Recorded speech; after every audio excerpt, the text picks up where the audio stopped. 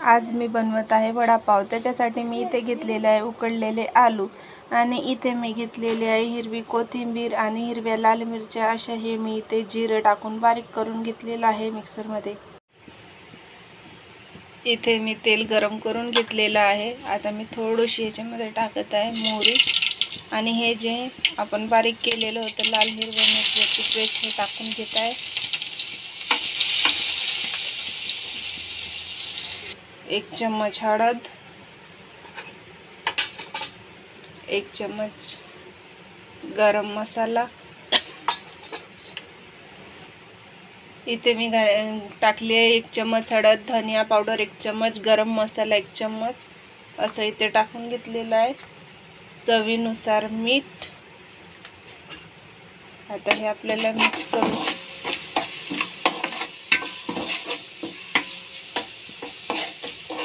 आता आपण मॅश केलेले आलू टाकू याच्यामध्ये।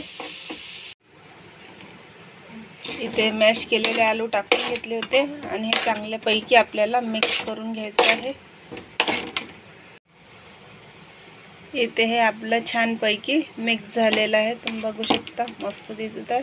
हे आपल्या आलूची चटणी झालेली आहे इथे। आता आपण बॅटर करून घेऊ। इथे मी घेतलेला 1 वाटी बेसन आणि चवीनुसार मीठ आपल्याला टाकून घ्यायचं आहे। हळद टाकून घेतली आहे। मी ओवा घेतलेला आहे, थोडा ओवा टाकून घेतलेला आहे। खायचा सोडा आणि आपल्याला हे पाण्याने भिजवून घ्यायचं आहे। हे इथे मी अशा पैकी पाणी टाकून भिजवून घेतलेलं आहे। हे बघा असं बॅटर बनवून घेतलेलं आहे। असं बॅटर बनवून घ्यायचं आपल्याला बॅटर। हे असे गोळे तयार करून घ्यायचे। असे गोळे तयार करून घेतले। इथे कढईमध्ये तेल ठेवलेलं आहे आणि आता आपण त्याच्यामध्ये वडे टाकून घेऊ।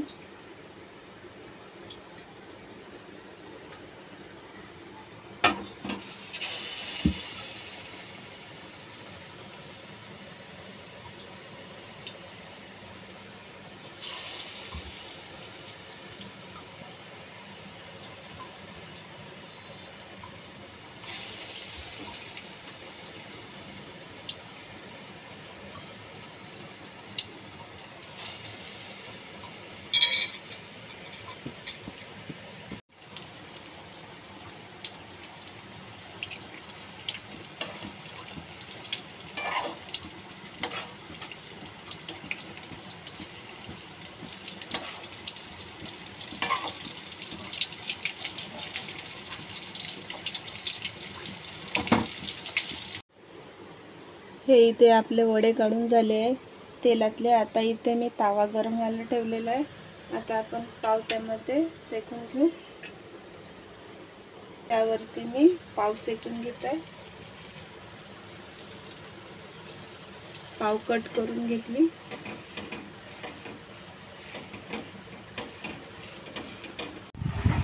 इथे हे आपण पाव गरम करून घेतलेली होती। आता आपण याच्यामध्ये वडा ठेवून घेऊ। अशा पैकी आपल्याला वडे ठेवून घ्यायचे।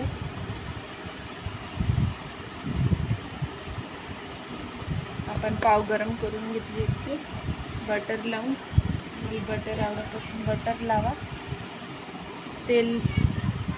तेलही लावू शकता तुम्ही। तेलने आपले पाव शेकून घेऊ शकता। अशा प्रकारे आमची ही आजची रेसिपी झालेली आहे। तर हा बघा आपला वडापाव। अशापैकी वडापाव बनवून घेतलेला आहे। तर तुम्ही नक्की बनवा, ट्राय करा, लाईक करा, शेअर करा, कमेंट्स करा, सबस्क्राईब करा। धन्यवाद।